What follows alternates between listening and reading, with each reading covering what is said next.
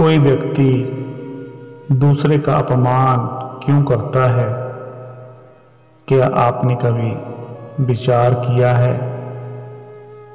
वैसे तो हम भी बिना कारण बहुतों का अपमान करते हैं और हमारा अपना अपमान भी बहुत बार होता है।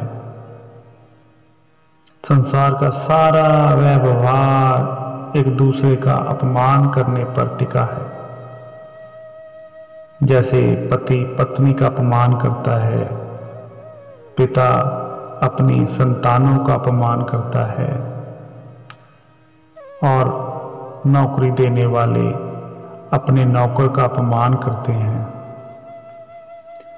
अर्थात जो भी बलवान है वो निर्बल का अपमान करता है।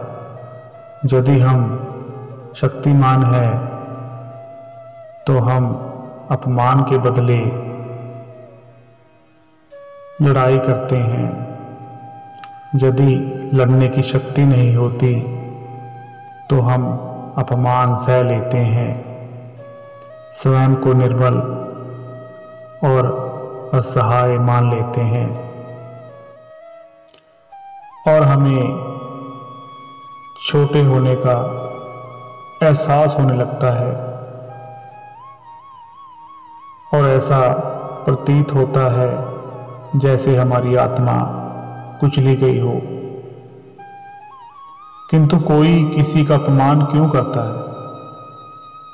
जब अपमान होता है तो मनुष्य को अपनी निर्बलता का एहसास होता है और वो अधिक से अधिक निर्बल बन जाता है।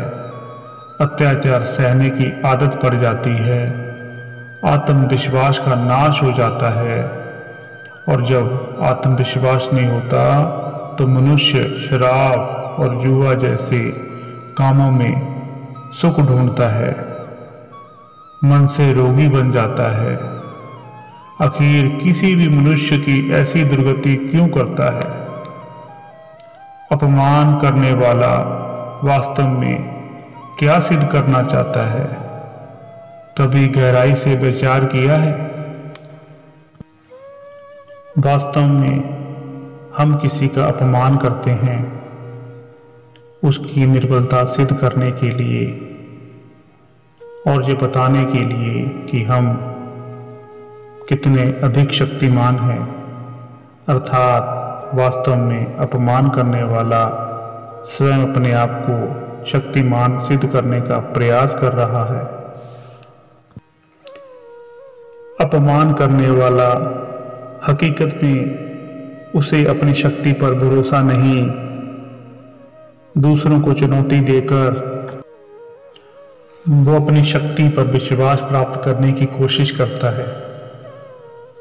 क्या ये सत्य नहीं कि हम किसी का अपमान करते हैं तो वास्तव में इतना ही प्रकट करते हैं कि हमें अपने बल पर भरोसा नहीं, हमें निरंतर लगता है हमें अपनी शक्ति सिद्ध करनी होगी, अन्यथा हमारा शोषण होगा, हम किसी के गुलाम बन जाएंगे।